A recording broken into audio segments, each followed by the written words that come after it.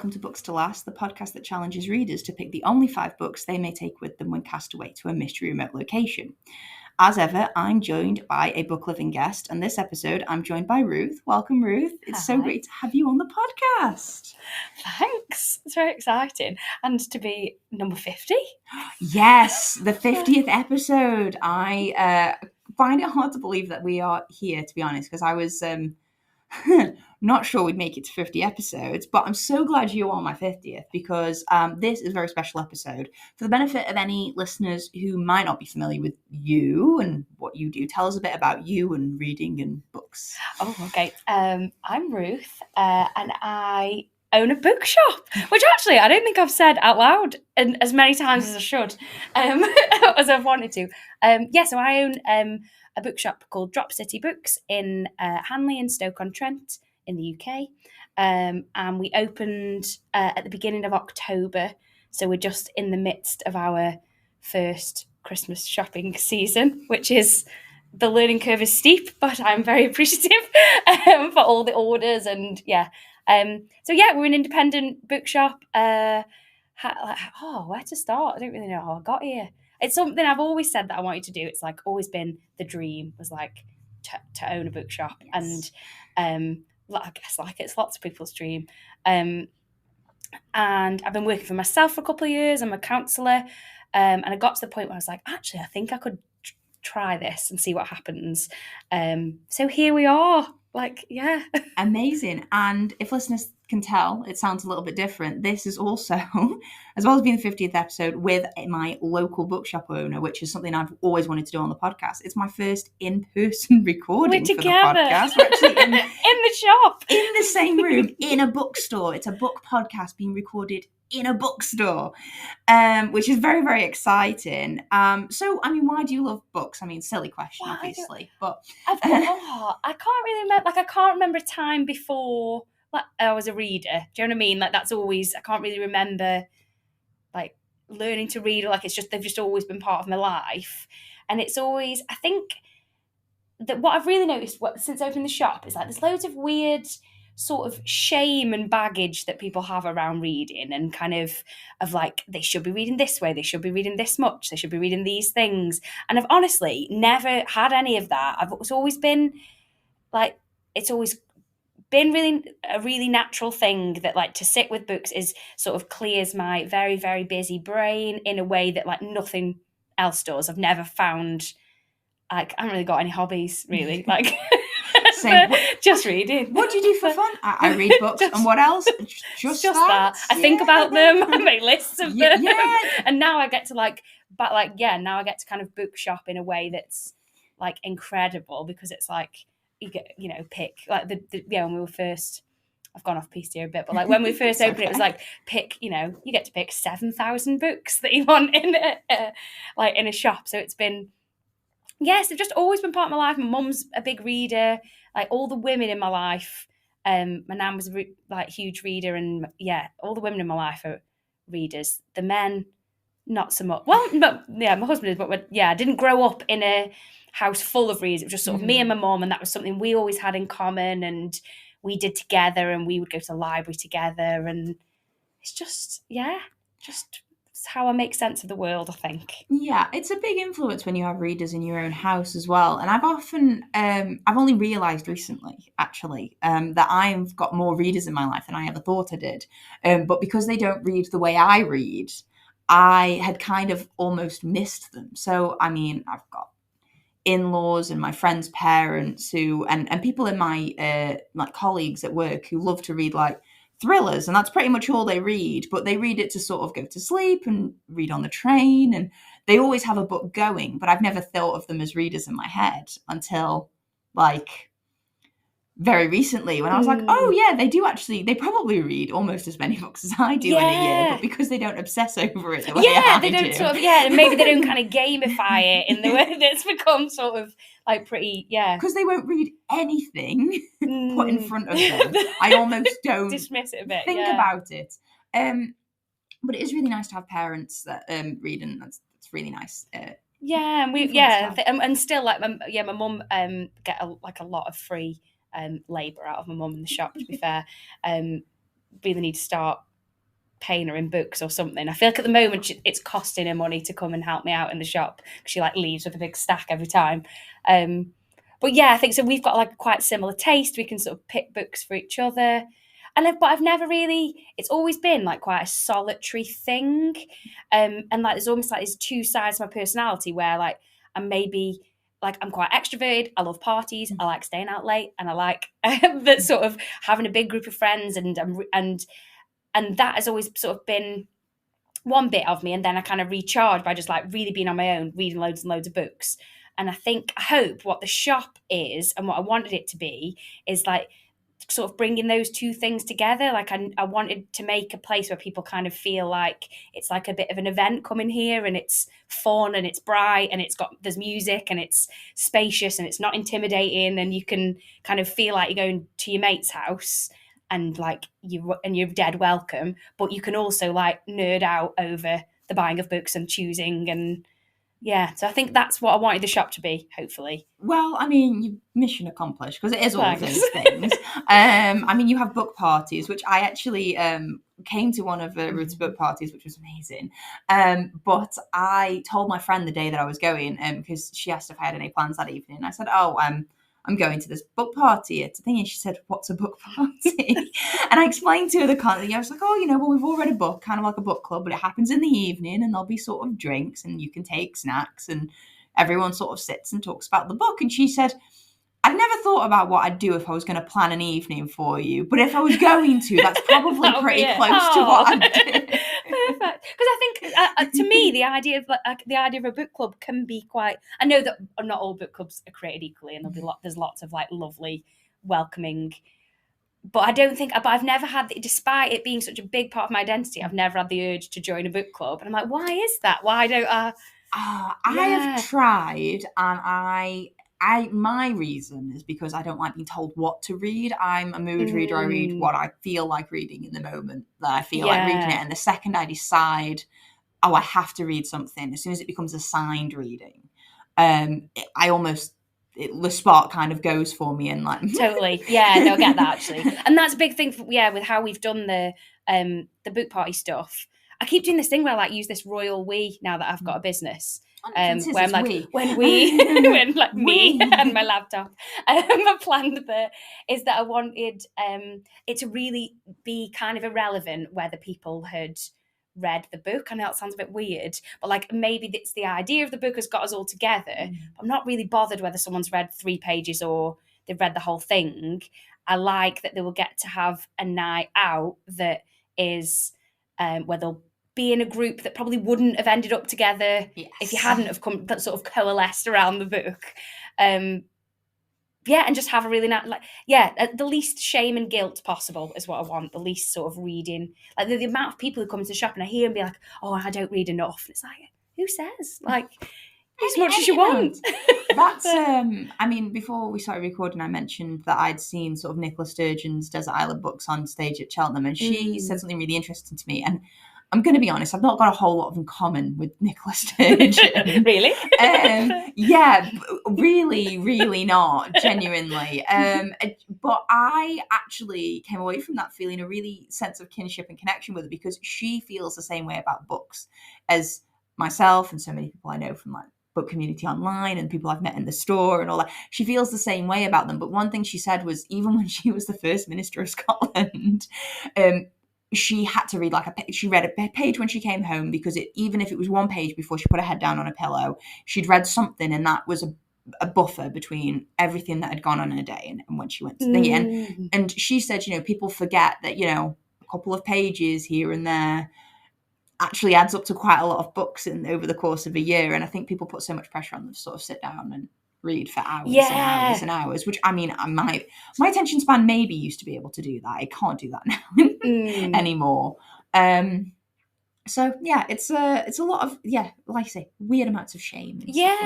And that you're allowed to be like a casual reader like that. Makes loads of sense. Exactly. And you can, I know so many people who they only read when they're on holiday. Like, they have to be by a pool to read a book. And I was like, that's great. That's a great vibe. I think that's people should do that. What I've really noticed, like in my counselling work as well, is that like reading comes up constantly with all sorts of people, even if they're not again, they wouldn't define themselves as like reading is my main hobby or whatever. It comes up for people all the time because it like symbolizes something. Like loads of people will be like, oh, I really need a break. Like my life's really stressful. What I need is just lie down for a week and read a book. Like it is like the symbol for actually relaxing and taking time for yourself. It's really analog, isn't it? Because we spend so much of our life on screens and on our phones and scrolling through things and stuff. It's quite nice, the idea of everyone likes the idea of detaching from technology and getting away from it all, but so few people manage to do it. So I think a book kind of symbolizes a lot of that, which I think is why bookstores are making their resurgence over the past few years. Is I think the same way vinyl, everyone's like, oh no, it feels different. It hits different when it's in this format as opposed to. And it's kind of radical. Like I do, well, I think, I could get into that in loads of ways. But I think like bookshops are really, to me, are like political places where if you're, especially an independent bookshop, where you're gathering together a load of books that I'm saying to people, I think these are worth reading, or these are ideas worth engaging with, like then actually sitting down and taking the time to like sit with one idea or a bunch of ideas in a book is like quite radical now when we get information so quickly, and so that to actually be like, no, I'm going to sit with this thing and really like think about it. Yeah, it's that important. Yeah, it's amazing. Well, as mentioned before, you are going to pick 5 books that you think are worth taking with you to a mystery remote location. As ever, our guest gets to pick their mystery remote location. I heard you've been thinking about this. I think you could say overthought the mystery remote location. So where would you like to be cast away to with your books? I have decided that I'm going to say this now. You might be like, oh, loads of people have done that. But when I was listening to episodes, I was like, where would I go? Is that there's a small time travel element to it. Okay. But I'm like current me. But I'm going to go to, like, I would like to be in an abandoned 80s American shopping mall. No one's ever done that. So that is... so I was like, so, I'm going to have to be there. I'm guessing I'm going to be there for a long time. I'm going to be totally on my own. So we're post-apocalyptic, but maybe not zombie apocalypse. So I'm not like in any peril. Yeah. And the plants have reclaimed the planet. And I'm just chilling in the mall. Yeah. Okay. And like, I just feel like it'd keep me busy. There could be montages of me like trying on hats. I mean, that sounds really fun. And I don't know whether my favorite part is your choice or the fact that you thought somebody else had come to the podcast with that idea multiple times. Good point. I mean, I think the favourite's probably like a cabin in the woods. Everyone loves it, like a mountain. Well, I figure I could have it all, because it could be like, right, today I want to be in a cabin in the woods. I'll go to that Santa's grotto they've left in the mall. It's a real vibe. Like, today I want to go to the beach. I'm going to go and hang out in that travel agent where they've got a big poster of a palm tree. Fair enough. I'm going to go to the camping store and go in a tent for a couple of days. Like, I could really mix it up. Yeah. For some reason, that's just made me think of, do you know the sitcom My Name is Earl? Yeah. Right, there's an episode in it where it's Y2K, and they think the world's ended because, I don't know, everyone has a day off or something. So they go and, like, into a huge department store, and they all just, like, live there, and then they make a democracy out of the tape with the little tickets with the numbers on them. And for some reason, you saying that has just made me think of them just like all lounging on display furniture and that department. Yeah, exactly. You could go, and maybe that would be the perfect ending, that eventually it just like the mall just opens up and it's fine. But I need it to be an 80s. I need it to be like 80s. The it has to be American. The peak of malls. Yes. Like I don't want it to be like a sad shopping centre. Like it's got to be. I want everything. I want it. I mean, my general experience of shopping centres is that they're sad these days. So I've never been to an American mall in the 80s, but no. My imagined version is that it's like good. They're pretty good now, so I imagine they're pretty good then. Like, I mean, it's a great choice, and it's really influenced my choices of books as well. Actually, right. I need to know what that looks like then. Right, so that leads us nicely to what's the first book you'll be taking with you? Right, okay. I'm actually looking at them. I realised that was a silent activity that I'd started.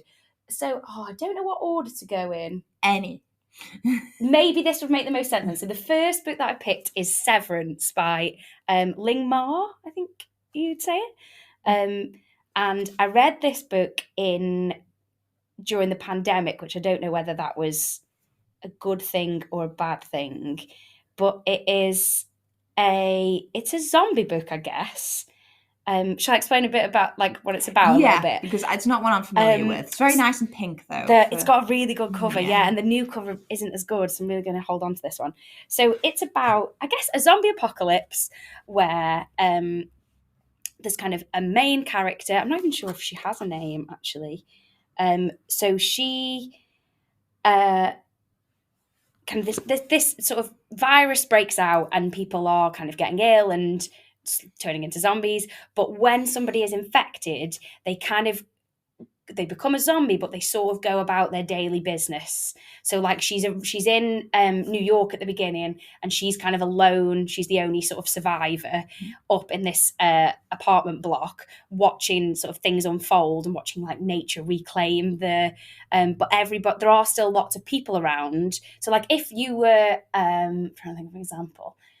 Like her neighbour was always on the balcony sort of tending to his plants. He's a zombie now, but he's still doing that. He's just kind of stuck in a loop, just like looking after the plants. Okay. And like if you go to the supermarket, the woman who worked behind the checkout, she's still sort of there behind the checkout scanning nothing and slowly kind of rotting away to nothing. Okay. So it's kind of, it like brings up like ideas of sort of work and the monotony of our lives and how we can like get a bit zombified and the things that we do. And it's just really well done. It's got, like loads of political things to say, but also just like a dead good zombie story.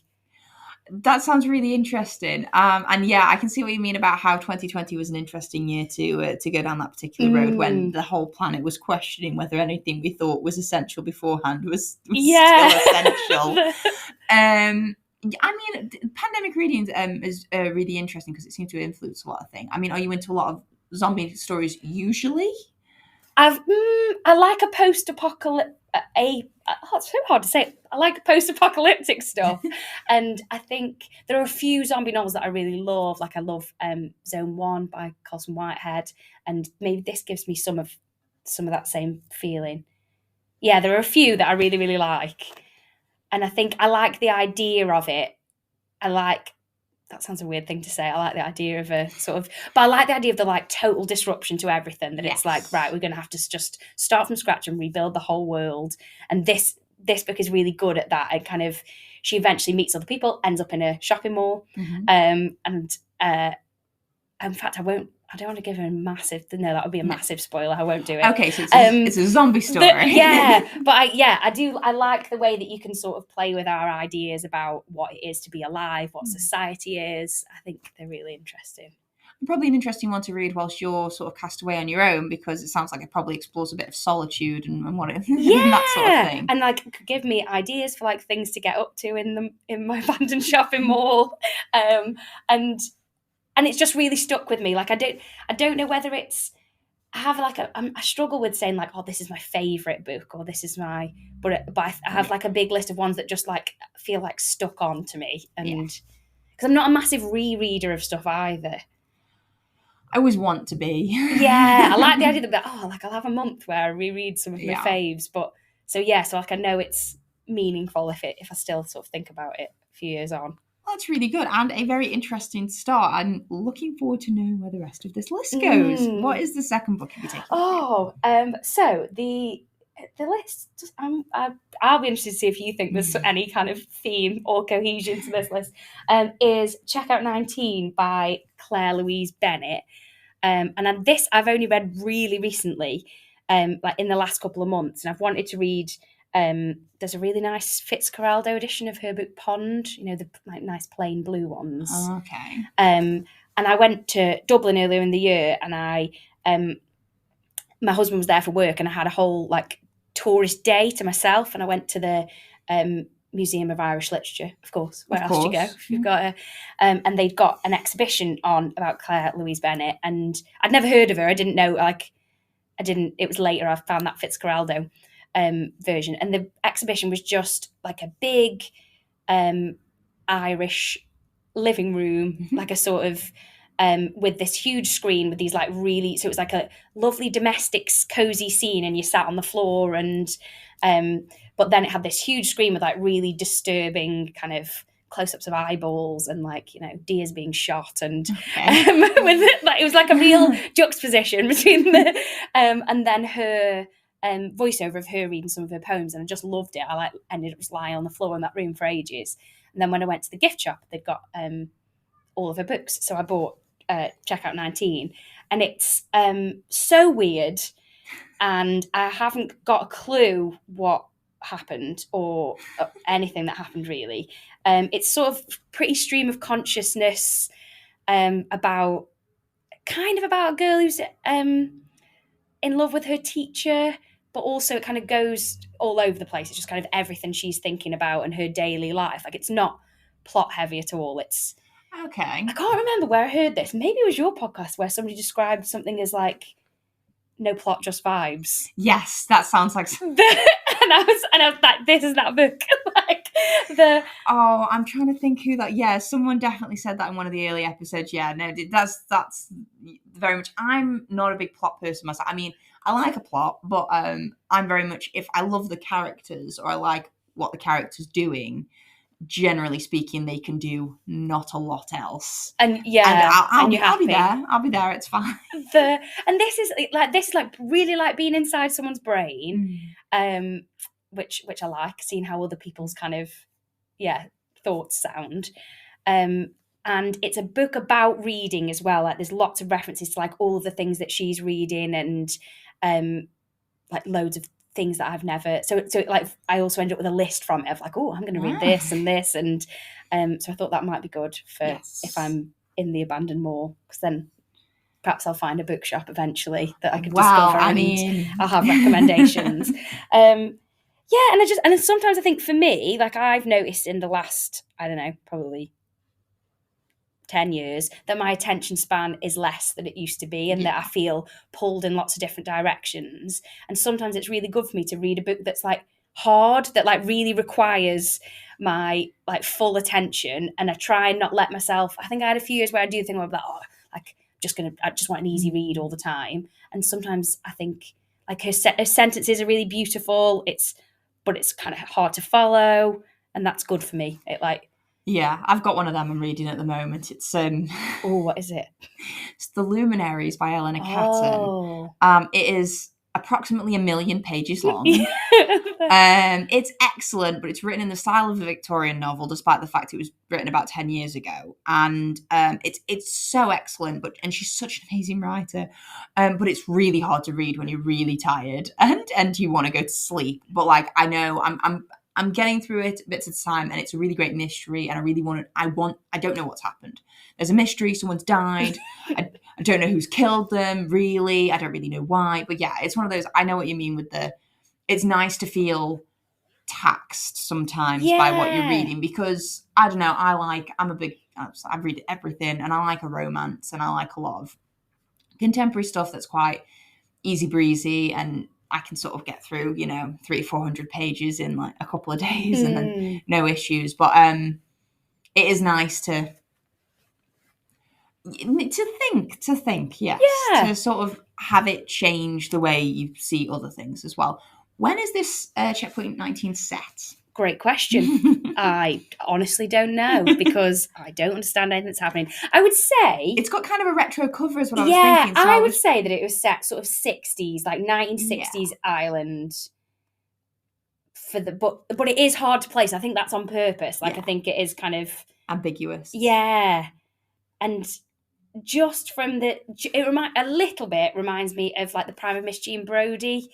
That sort of because it sort of starts in a like at school, and it sort of follows her through the years, and so it's like I would really recommend it though. Like I like it just because I think I'd recommend it in the same way as I'd recommend a poetry collection. That like I don't think it matters at the end if you're like, this was about this, because it was just a really nice experience. I do think that's becoming something that it's becoming slightly more widely read, because I've had multiple people come on the podcast and just who I talk to about books they love, and they sort of cite like books like by like Mona Awad, and sort of they'll just sort of say, can't really explain to you what it's about.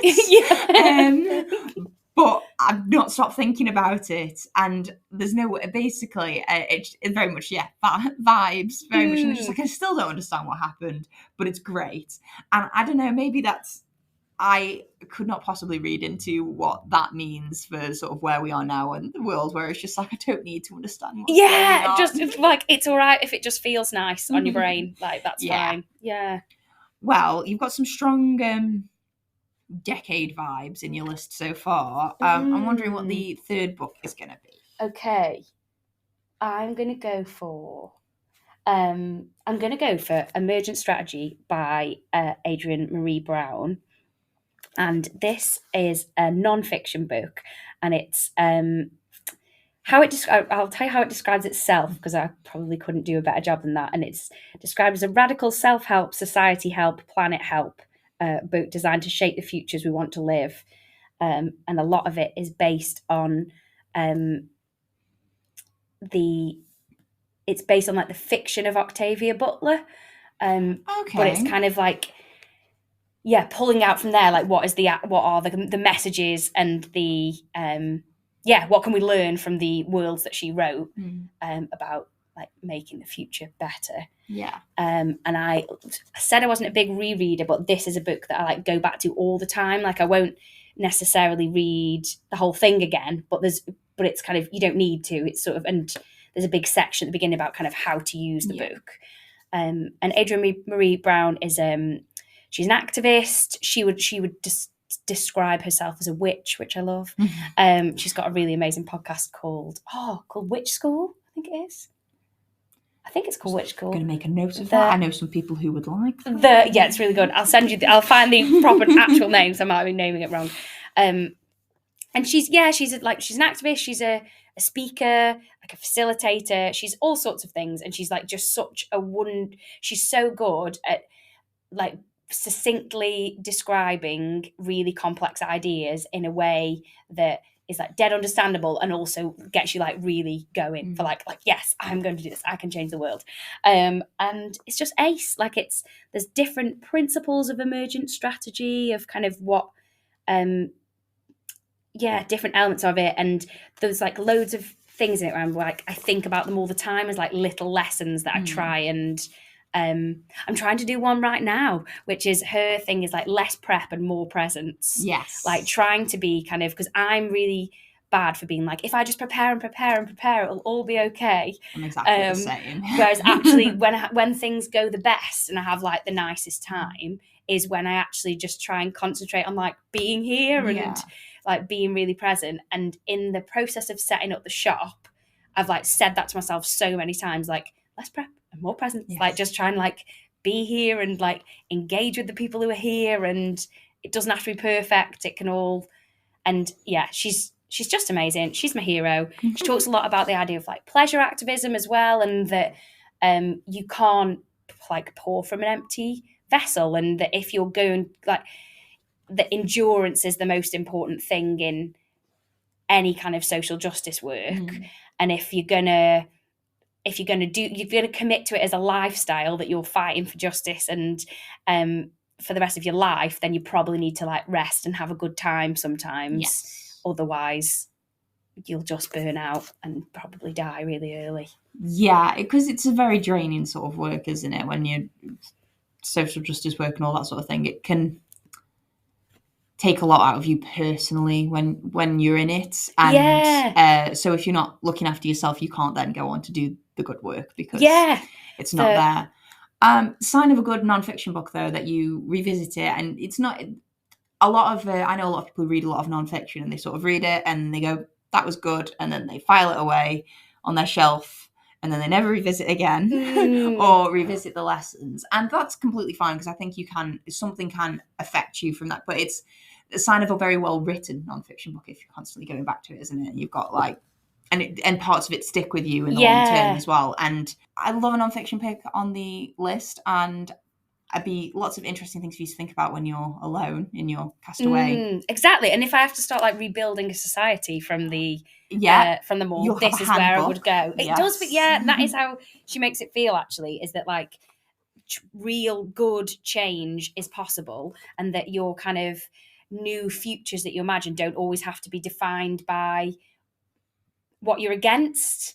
Like, I think sometimes when I've worked in the charity sector for a long time, and I've worked in like sort of social justice work, you start to I'm getting a bit heavy here. You start to kind of replicate the systems that you're trying to oppose. Like, you start to be like, oh, we'll all get really tired and burnt out, and we'll work 60 hours a week because that's what we're sort of like, that's what the opposite side are up to. And whereas this is about like, actually, no, like, and same with Octavia Butler's work. I think I went back and forth between whether to put Octavia Butler on the list or the Adrienne Marie Brown book based on. You get the best of both worlds now. Yeah, there are loads of lovely quotes from them, fiction in there, and yeah, it just really taught me that you can be an activist and be yourself. Like, you can define the parameters of how that looks and what that's like.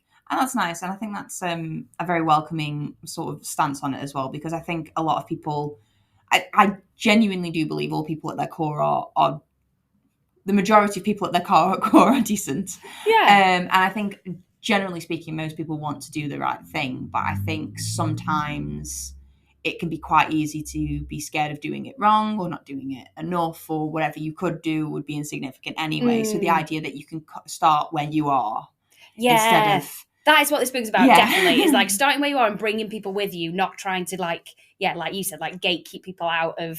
Yeah, and if you're not doing it this way, you're not doing it properly, or you're not properly committed to it, or any of that sort of thing. Yeah. It's like one of those, it's, if, you can't be an environmentalist if you ever get on a plane ever, sort of thing.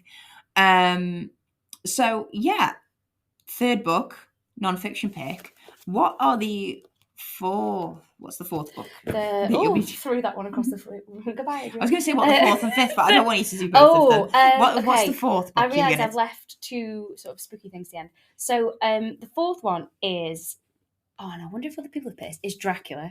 It has been picked before, but I think deservedly so. I read this for the first time this year. Oh, yes. Oh, congratulations. So I would say in a really passive way, I collect editions of Dracula. Like, I don't seek them out. I'm never like, oh, looking for other editions. They find you. If they're like, like if I'm in a charity shop and I see one that I've never seen before, like, and because there are so many, I've built up like quite a cute little collection of Draculas. And this one that I've got in front of me here is like probably the worst cover ever. This Words of Classics one. Like the least spooky Dracula. I think all the Wordsworth Classics books are kind of in a similar vein. I mean, I don't like their Pride and Prejudice cover, and there's not many Pride and Prejudice copies I don't like. So. But this is sort of one of my favourites because this was my copy when I was at uni, and we did Gothic literature, and I really fell in love with Gothic stuff, and this book in particular, like, I think, considering it was written in the 1890s, I think it just reads like such a modern book. I think he actually bothered to write women who were interesting, and yes, which is refreshing for a man in that time. And I just love it. I think it's like perfect horror. Like, it like invents horror, like as we know it. It certainly like invents the vampire genre as we now know it. I also think it's like a really good like adventure story, and a really good like group of mates story. They're a good crew. Like ridiculous, really incompetent, just constantly doing blood transfusions. Like, do we have to do another? Like, you're all really unqualified for this. So another podcast that I listened to, Geek History Lesson, did do a bunch of episodes on vampires, and they did a big discussion on Dracula, and it was kind of interesting to hear about the different way, because it has influenced pop culture in like a really huge way, to the point where when I was reading it, I was recognizing the character names, and I never knew that they were from Dracula. I just knew of them as sort of character names.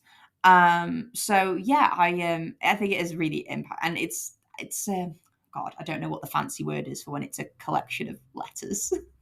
Oh, I didn't know. Hang on, I know this. Epistolary. Yeah. Yes, that sounds right. Somebody's going to be like screaming like, no, it's definitely epistle something. 100% epistle something.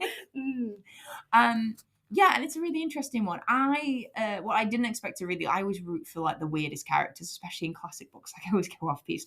I really like Mina and John's relationship. Me too. Like, he is nothing without her. I just love how in other people's entries they say, oh, we walked past Mina and John's room and they were up just like writing together. And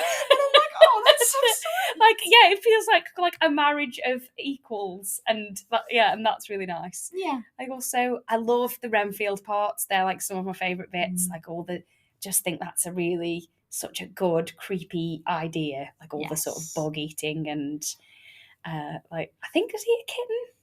I think he does. I think at some point, yeah. I found it interesting, because like I say, it has influenced not just vampire pop culture, but other ones. But I kind of enjoyed going back to the original sort of, a myth of vampire or at least Bram Stoker's version of it, and really sort of digging down into that. It was really interesting, and I just find it really bizarre because obviously we all know Count Dracula's a vampire, so I found it really interesting how obviously before this book was released, no one knew Count Dracula was a vampire.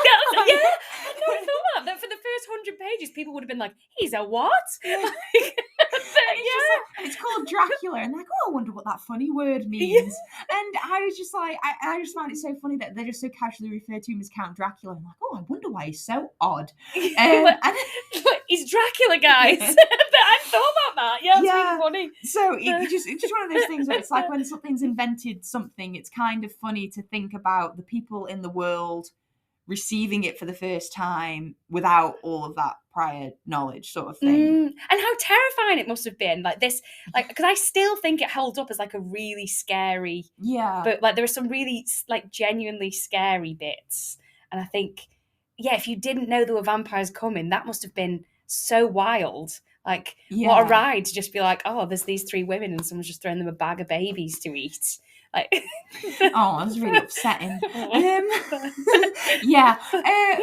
know what you mean, and I think obviously like with all classic literature and stuff like that, because I really enjoyed, as much as I disliked assigned reading generally, I really enjoyed reading books for homework and like learning about them in the classroom. And I didn't study Dracula, but I know that when they go into the analyzing and that sort of thing, it's talks about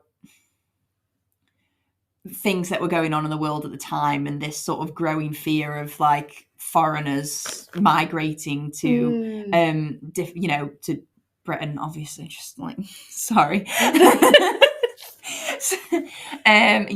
think I actually have an annotation in my own copy at home to the effect of and there was some kind of comment about Britain and exporting to the world and all this sort of stuff, and I was just like, oh dear. And how sad that like actually loads of those same like fears still like really govern the decisions that and that we haven't moved on. It's really interesting to see, because obviously it's one of, like you say, it's like with a lot of classic novels, they might have been written like hundreds of years ago, but generally speaking, it's actually really the ones that stuck around, the ones that it's not hard to find parallels within sort of day-to-day life and thingy. So Dracula has been picked, not nearly as much as I think it probably should have been picked for the podcast, but it's definitely a classic that has come up, and I'm glad I got the chance to read it. Well, I'm glad I found the time to read it this year, because it was one of those I was like, probably should at some point. And I think I'd like this particular copy with me in the abandoned 80s shopping mall, annotated because it's like, and when you look back at your writing from like a different time of your life, and you're like, whose writing is that? Like that, like it's still So I think it will help to ground me in a time before I was living in an abandoned shopping mall. I'm very much the same. I've still got all of my annotated copies of things that I studied at school, and I've had to buy a new copy of Anne Inspector Calls because I find it really hard to read Anne Inspector Calls with my very sarcastic comments in the margins. Just ruining it. I was just discovering my political my stance on the political spectrum at the time. And I just thought I was, obviously incredibly witty as a 15-year-old. I agree. And had all sorts of sarcastic comments to make in the margins of my Inspector Calls. So I've had to get a new copy so I can read it and take it seriously in the important parts. Without being and like this one I had some sort of crazy coding system that I'm like, I'd love to know what I was thinking there. That like there's numbers, there's letters, and it's good to know that maybe I have my goal to be like less prep, more presence might have succeeded some. Feels like a lot of prep went into the annotation of that copy. And also, I don't know if you say not much of a rereader, but having revisited it, have you found that you take different things away from it with rereads? Because, I mean, for an example, Pride and Prejudice is one of my favourite classics, and I reread it recently, which I was not expecting to have such a different stance on so many of the characters as an adult who is sort of married and I've got my own family now, compared to, you know, my reaction to it. I still loved it, but my reaction to it as a 13, 14-year-old, I just wanted to be Lizzie Bennet. She was just the coolest, most amazing person ever. And then reading it as an adult, I was like, oh, I really love how Mr. Bennet manages his marriage and just really, really loving all of the married couples and how they interact with each other, and just like, Mr. Bennet's got some sick burns. So I was probably like 18 the first time I read it. God, I regress to the 90s so hard. Sorry. Sick burns. Oh, God. My younger brother is going to be so embarrassed of me. Yeah, sorry, go on. So I think we like in the last couple of years, maybe I noticed how I found it sillier, like the like much sillier when I read like, and funnier, maybe not in ways that were necessarily intended, but like enjoyed it in a sort of, I think at first I remember sort of sitting on the bus, like trying to make sure that people could see that I was reading it, like, which was a big like theme for me when I was sort of 17, 18, of like, hey everyone, look how cool I am, look how deep and thoughtful I am, and I think rereading it in the last couple of years, it's like, oh no, this is like some of it's like a proper Benny Hill farce, like of just like people going through the doors of crypts, and so like still think it's really scary, but yeah, definitely found it much sillier. Yeah, and I liked Lucy loads more the second time. I was like, for goodness sake, you said don't take the garlic off her. Why have you taken the garlic? Now you're gonna have to chop her head off. Honestly, they just. Why does no one listen to him? What are you paying him for? Okay, so we're on to your fifth and final book, which I can see is also a spooky cover. It is a spooky cover, and I would like to say that so I took this from the shelf in the shop. This isn't my copy. Actually, I guess it is my copy. It's my shop. It's until someone else buys it. Until someone else buys it, they're all. I'm fiscally responsible for all of them. So. I picked this one, but I could have picked any Shirley Jackson, really. Shirley Jackson is my favourite author, I think. I think I could go that far. I think it's hard. Struggle with favourite book, but she is definitely... I think she is my favourite author. So I've got The Haunting of Hill House here, but I also... My sort of joint tie with that would be We've Always Lived in the Castle. Oh. And yeah, Haunting of Hill House is... a very spooky book, and there's been many adaptations of it, all of which are like fine in their own right. I don't think there's ever been one that like really gets what she was doing, which is do you remember the film The Haunting with Catherine I am a baby who doesn't do horror. I've seen The Woman in Black, but I wouldn't say it's about that level of it, and I only saw The Woman in Black because it was the first film Daniel Radcliffe did after that other series he was in, and I remember everyone was really obsessed with what it was going to be like to see him in something else, and that was the only reason I went to see it, because otherwise I don't do horror. But so maybe I'll try and sell you on The Haunting of Hill House. There is a lot of haunting and there is a lot of scariness. I mean, I don't believe in ghosts, so strictly speaking, so you should be fine. Me, You should be absolutely fine. And Eleanor, the main character, I've never really read a main character where I have related so hard to them, even though our lives are very, very different. I just think she like worries about the same things that I do. She overthinks the same things that I do. And when I first read it, I remember being like, "Oh my, like you're me," and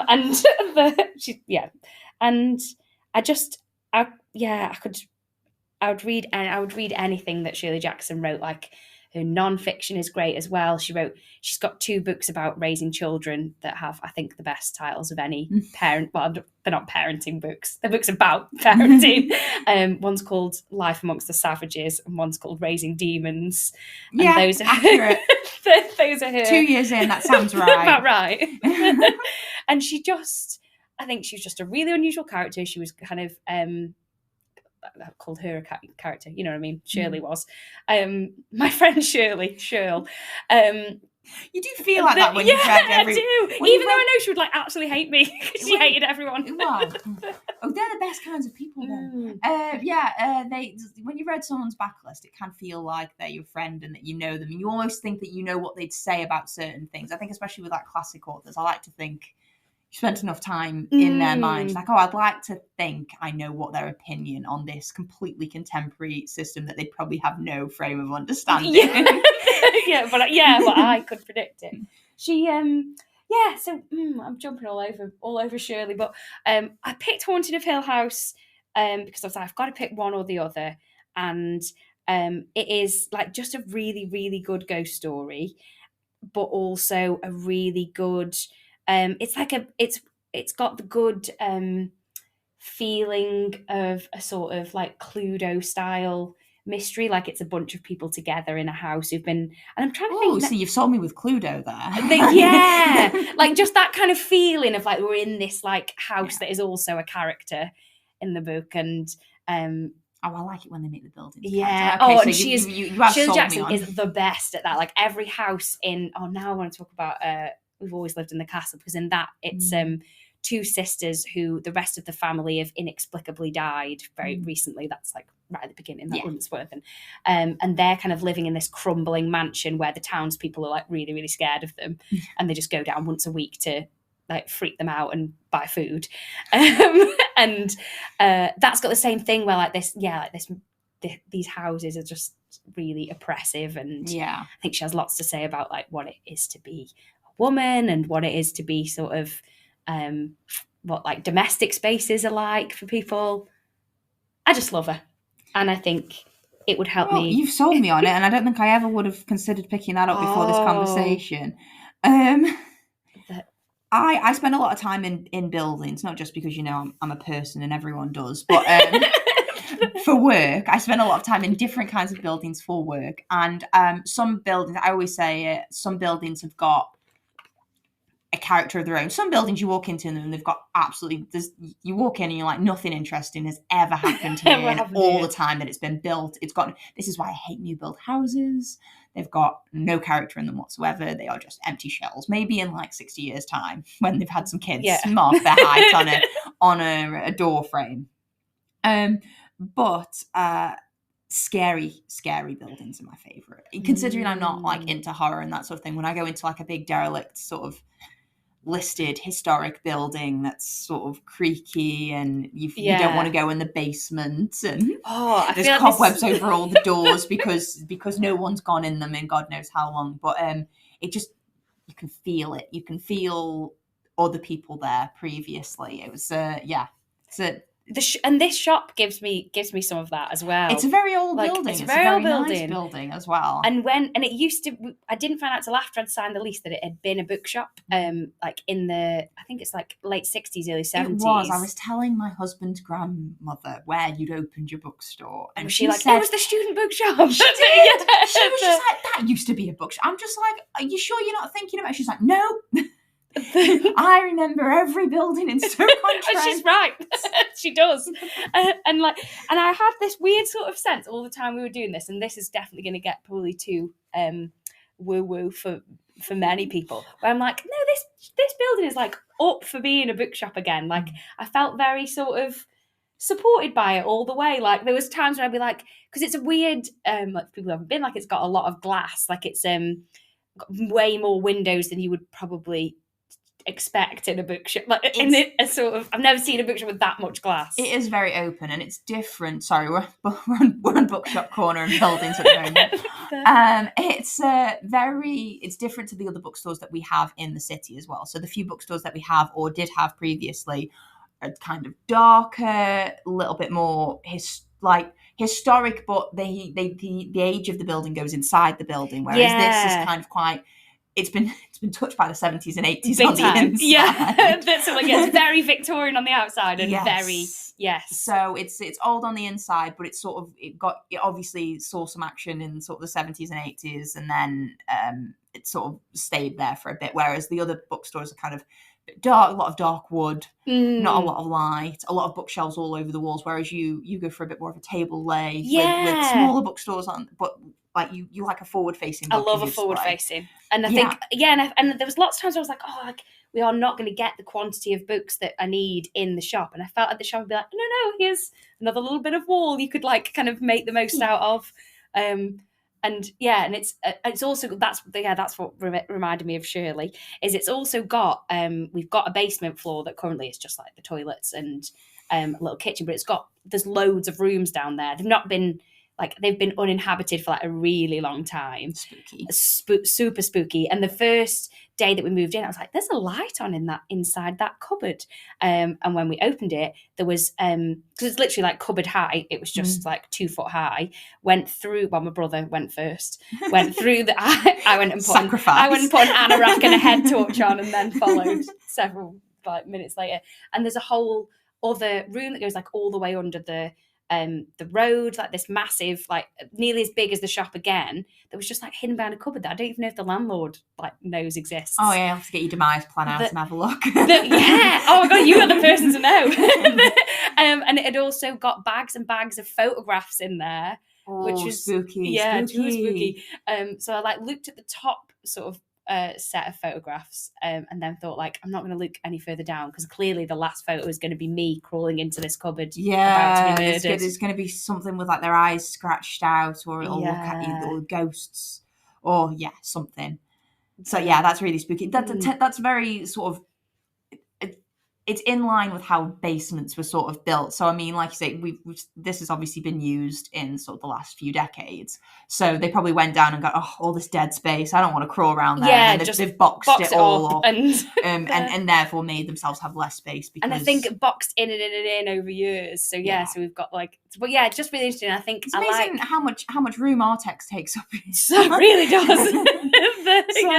And I just think it's cool to have like, I like the idea. I'm a bit obsessed with the idea that like buildings will outlive us, and like your house, if it's not a new build house, your house has had a whole life before you, and it'll have a whole other life after you. And like, I think Shirley Jackson is really good at that, at being sort of like, this building is its own thing, and you're only just kind of.